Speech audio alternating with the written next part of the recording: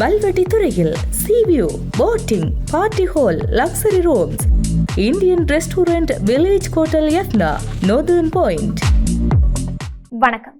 இது ஐபிசி தமிழின் பிரதான செய்திகள். செய்திகளோடு நான் லக்ஷனா யாதவன். முதலில் தலைப்புச் செய்திகள். செலவுக்கு எதிராக கருத்தினால் எடுத்த நடவடிக்கை, முன்வைக்கப்பட்டுள்ள கோரிக்கை. வெளிக்கடை சிறைக்கு செல்ல இலங்கை மனித உரிமைகள் ஆணைக்குழுவிற்கு அனுமதி மறுப்பு. நியூசிலாந்தில் இலங்கையரின் நிறுவனத்தில் நடந்த மோசடி, பெருந்தொகை $, அபராதம். தற்காலிகமாக இடைநிறுத்தப்பட்டிருந்த தொடருந்து சேவை ஆரம்பம். பல பகுதிகளில் பலத்த காற்று வீசக்கூடும் என்று எச்சரிக்கை. ஆசிரியர்களுக்கான வருடாந்த இடமாற்றத்திற்கான விண்ணப்பம் கோரல். அகதிகள் படகு கவிழ்ந்ததில் 500க்கும் மேற்பட்டோர் மாயம். அமெரிக்காவுக்கு எதிரான நகர்வு மற்றும் ஒரு சர்வதேச நீரிணையை மூட ஈரான் முயற்சி. தொடர்பான விரிவான செய்திகள்.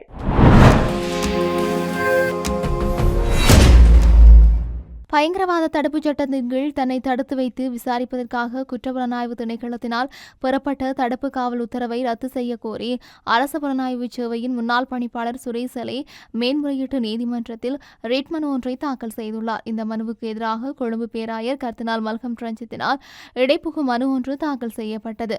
சலைவின் குறித்த மனுவால் குற்றப்புலனாய்வு திணைக்களத்தினால் முன்னெடுக்கப்பட்டு வரும் விசாரணைக்கு எவ்வித தடைகளும் ஏற்படக்கூடாது என்ற கோரிக்கையை முன்வைத்தே இந்த புகு மனு தாக்கல் செய்யப்பட்டுள்ளதாக தெரிவிக்கப்படுகின்றது. இந்த மனுவானது மேன்முறையீட்டு நீதிமன்றத்தின் தலைவர் நீதியரசர் ரோஹிந்த அபிசூரிய மற்றும் நீதியரசர் பிரியந்த பெர்னாண்டோ ஆகியோரை கொண்ட மேன்முறையீட்டு நீதிமன்ற நீதியரசர்கள் குழாம் முன்னிலையில் எதிர்வரும் 17ஆம் தேதி பரிசீலனைக்கு எடுத்துக் கொள்ளப்பட உள்ளமை குறிப்பிடத்தக்கது. முன்னறிவிப்பின்றி தடுப்பு காவல் இடங்களுக்கு செல்வதற்கு தனக்குள்ள சட்டப்பூர்வ அதிகாரங்கள் இருந்த போதிலும் இந்த மாத தொடக்கத்தில் வெளிக்கடை சிறைச்சாலையில் தனது அதிகாரிகளுக்கு உட்செல்ல அனுமதிக்கப்பட்டது குறித்து இலங்கை மனித உரிமைகள் ஆணைக்குழு கடும் கவலை தெரிவித்துள்ளது. ஜூலை 7 அன்று ஆணைக்குழுவின் அதிகாரி சிறைக்குள் நுழைய மறுக்கப்பட்ட சம்பவத்தை தொடர்ந்து HRCSL தலைவர் நீதிபதி LTP தெஹிதனிய தலைமையில் ஜூலை 14 அன்று நடைபெற்ற கூட்டத்தில் இந்த விடயம் கலந்துரையாடப்பட்டது.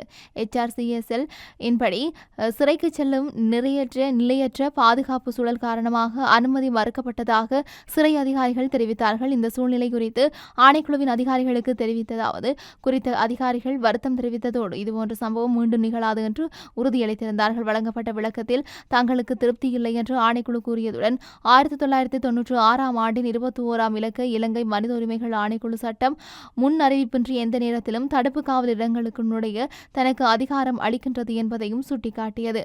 கூட்டத்தின் போது நீர்கொழும்பு சிறைச்சாலையில் இருந்து மாற்றப்பட்ட கைதிகளுக்கு எதிரான பழிவாங்கும் நடவடிக்கைகள் குறித்த குற்றச்சாட்டுகள் குறித்தும் மனித உரிமைகள் ஆணையகம் கவலை எழுப்பியும் இருக்கின்றது. சிறைச்சாலை அதிகாரிகள் தடுப்பு காவலிடங்கள் அணுகுவதற்கான ஆணையத்தின் சட்டப்பூர்வ உரிமை மதிக்கப்படுவதை உறுதி செய்யவும், மாற்றப்பட்ட கைதிகளுக்கு எதிரான பழிவாங்கும் நடவடிக்கைகளை தடுக்கவும், கைதிகளின் இருப்பிடம் குறித்து குடும்பத்தினருக்கு உடனடியாக தெரிவிக்கவும் மற்றும் தண்டனை காலத்தை முடித்த கைதிகளை உடனடியாக விடுவிக்கவும் அது பரிந்துரைத்தது.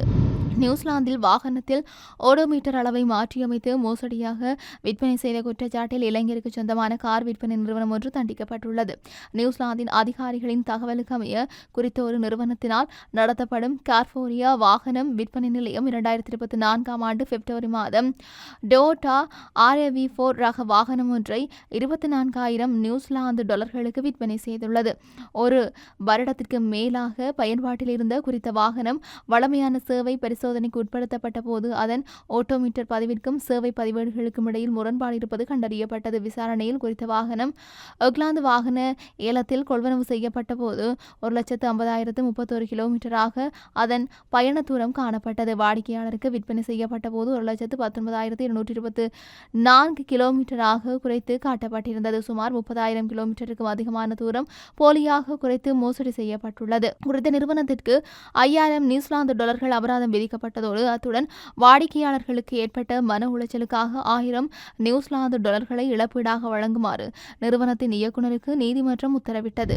மூடப்பட்டிருந்த அனவிலுண்டாவ தொடருந்து துணை நிலையம் மாற்று நிலைய அதிகாரி நியமனத்துடன் பொதுமக்களுக்காக மீண்டும் திறக்கப்படும் என்று தொடருந்து நிலைய அதிகாரிகள் சங்கம் தெரிவித்துள்ளது. அனலிண்டாவா பகுதியில் பணியாற்றி வந்த துணை நிலைய அதிகாரியின் பதவி விலகல் தொடர்ந்து அந்நிலையத்தை தற்காலிகமாக மூட தொடர்ந்து திணைக்களம் முடிவு செய்தது. அந்த நிலையில் ஒரு மாற்று நிலையை அதிகாரியை நியமித்து பயணிகள் சேவைகளை மீண்டும் தொடங்க திணைக்களம் தற்போது நடவடிக்கை எடுத்திருக்கின்றது. பல மாதங்களாக மூடப்பட்டிருந்த அக்ரலா மற்றும் அந்தடோலா தொடருந்து துணை நிலையங்களின் சேவைகளை மீட்டெடுப்பதற்கான ஏற்பாடுகளும் செய்யப்பட்டுள்ளன. பொதுமக்களுக்கு தேவையான சேவைகளை வழங்குவதற்காக மாற்று நிலைய அதிகாரிகள் நேற்று அல்லது நாளை பணியில் ஈடுபடுவார்கள். துணை 25 நிலையங்களுக்கு புதிய துணை நிலைய அதிகாரிகளை நியமிப்பதற்காக 2025 ஆகஸ்ட் 15 அன்று வர்த்தமானி அறிவிப்பு வெளியிடப்பட்டதாகவும், ஆனால் அந்த நியமன பணி இன்னும் நிறைவடையவில்லை என்றும் சங்கத்தின் பொதுச் செயலாளர் ஹசுன் சாமர ஜெயசேகர தெரிவித்தும் இருக்கின்றார். நாட்டைச் சூழவுள்ள பகுதிகளில் நிலவும் தென்மேற்கு பருவநிலை காரணமாக பல பிரதேசங்களில் பலத்த காற்று வீசக்கூடும் என்று வளிமண்டலவியல் திணைக்களம் தெரிவித்துள்ளது. வடக்கு, வடமத்திய மற்றும் வடமேல் மாகாணங்களிலும், மாத்தளை, ஹம்பாந்தோட்டை மற்றும் திருகோணமலை மாவட்டங்களிலும் அவ்வப்போது மணித்தியாலத்துக்கு 40 முதல் 50 கிலோமீட்டர் வேகத்தில் பலத்த காற்று வீசக்கூடும் என்று அந்த திணைக்களம் குறிப்பிட்டுள்ளது. ஹம்பாந்தோட்டையிலிருந்து பொத்துவில் வரையான மற்றும் கட்பெட்டியிலிருந்து மன்னாரூடாக காங்கேசன்துறை வரையான கடற்பரப்புகளில் காற்றின் வேகமானது மணித்தியாலத்துக்கு 50 முதல் 60 கிலோமீட்டர் வரை அதிகரிக்கக்கூடும் என்றும் தெரிவிக்கப்பட்டுள்ளது. குறித்த கடற்பரப்புகள் அவ்வப்போது கொந்தளிப்பாக காணப்படக்கூடும் என்பதால் இதுகுறித்து அவதானத்துடன் செயற்படுமாறு கடற்றொழில் மற்றும் கடல்சார் சமூகத்திற்கு வளிமண்டலவியல் திணைக்களம் அறிவித்துள்ளது. இந்த ஆண்டிற்கான தேசிய பாடசாலை ஆசிரியர்களின் வருடாந்த மற்றும் கட்டாய இடமாற்றங்களுக்கான விண்ணப்பங்கள் இணையவழியில் கோரப்பட்டுள்ளதாக கல்வி, உயர்கல்வி மற்றும் தொழிற்கல்வி அமைச்சு அறிவித்துள்ளது. இடமாற்றத்திற்கு விண்ணப்பிப்பதற்கு தகுதியுடைய ஆசிரியர்கள் நேற்று முதல் எதிர்வரும் 30ஆம் தேதி வரை இணையதளமூடாக விண்ணப்பங்களை சமர்ப்பிக்க முடியும். இணையவழியில் பூர்த்தி செய்யப்பட்ட விண்ணப்பத்தின் அச்சு பிரதியை பெற்று ஆசிரியர்கள் தமது பாடசாலை அதிபரிடம் எதிர்வரும் 31ஆம் தேதி அல்லது அதற்கு முன்னதாக சமர்ப்பிக்க வேண்டும். ஆசிரியர்கள் நேரடியாக அமைச்சிற்கு வந்து கையளிக்கும் விண்ணப்பங்களோ அல்லது தபால் மூலம் அனுப்பப்படும் விண்ணப்பங்களோ எந்த காரணம் கொண்டும் ஏற்றுக்கொள்ளப்பட மாட்டாது என்றும் கல்வி அமைச்சு திட்டவட்டமாக தெரிவித்துள்ளது.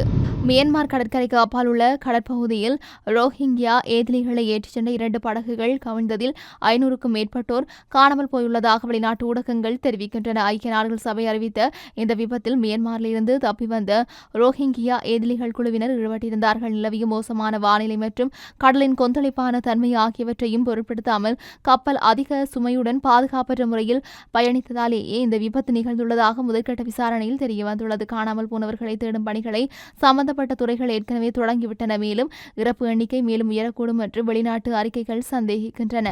ஹார்முஸ் நீரிணையை மூடியதன் மூலம் உலகளாவிய எரிபொருள் போக்குவரத்தில் குறிப்பிடத்தக்க தாக்கத்தை ஏற்படுத்தியுள்ள ஈரான் செங்கடலை இந்திய பெருங்கடலுடன் இணைக்கும் பாப் அல் மண்டேப் ஜலசந்தியை மூட முயற்சிப்பதாக சர்வதேச ஊடகங்கள் செய்தி வெளியிட்டுள்ளன. தனது சகாக்களான ஜெர்மனில் உள்ள ஹவுதி கிளர்ச்சியாளர்களை இதற்கு பயன்படுத்தி வருவதாக தெரிவிக்கப்படுகின்றது. சவுதி அரேபியாவில் உள்ள செய்யப்படும் எரிபொருள் செங்கடல் வழியாக ஆசிய பிராந்தியத்திற்கு கொண்டு செல்லப்படுகின்றது. ஹார்முஸ் நீரிணையில் கப்பல் போக்குவரத்தை கட்டுப்படுத்த ஈரான் மேற்கொள்ளும் முயற்சிகள் தொடர்பாக அமெரிக்காவும் ஈரானும் தற்போது கடுமையான தாக்குதல்களை பரிமாறிக்கொண்டு வருகின்றமையும் குறிப்பிடத்தக்கது. செய்திகளின் நிறைவாக மீண்டும் தலைப்புச் செய்திகள். செலவுக்கு எதிராக கருத்தினால் எடுத்த நடவடிக்கை, முன்வைக்கப்பட்டுள்ள கோரிக்கை. வெலிக்கடை சிறைக்கு செல்ல இலங்கை மனித உரிமைகள் ஆணைக்குழுவிற்கு அனுமதி மறுப்பு. நியூசிலாந்தில் இலங்கையரின் நிறுவனத்தில் நடந்த மோசடி, பெருந்தொகை டாலர் அபராதம். தற்காலிகமாக இடைநிறுத்தப்பட்டிருந்த தொடருந்து சேவை ஆரம்பம். பல பகுதிகளில் பலத்த காற்று வீசக்கூடும் என்று எச்சரிக்கை. ஆசிரியர்களுக்கான வருடாந்த இடமாற்றத்திற்கான விண்ணப்பம் கோரல். அகதிகள் படகு கவிழ்ந்ததில் 500க்கும் மேற்பட்டோர் மாயம். அமெரிக்காவுக்கு எதிரான நகர்வு மற்றும் ஒரு சர்வதேச நீரிணையை மூட ஈரான் முயற்சி.